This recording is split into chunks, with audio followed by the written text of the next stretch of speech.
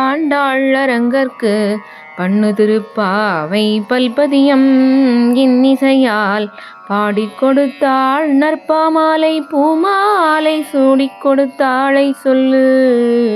சூடிக் கொடுத்த சுடற்கொடியே தொல்பாவை பாடியருள வல்ல பல்வளையாய் நாடினி வேங்கடவர்க்கு என்னை விதி என்ன இம்மாற்றம் நாம் கடவா வண்ணமே நல்கு.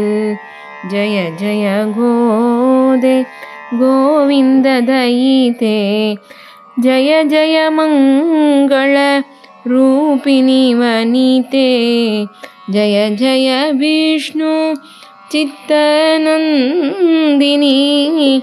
जय जय वैष्णव वृन्द जननी जय जय कोकिल मंजुल भाषिणी जय जय कोमल मृदुल हासिनी जय जय कुट्मल भूषित वेणी जय जय कुंद रधने कल्याणी जय जय रंग राजविलासिनी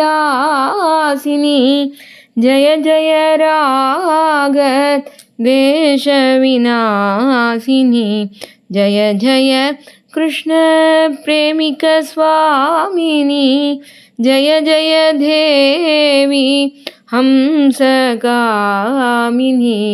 जय जय गोदे गोविंद दयिते जय जय मंगल रूपिणी वनिते.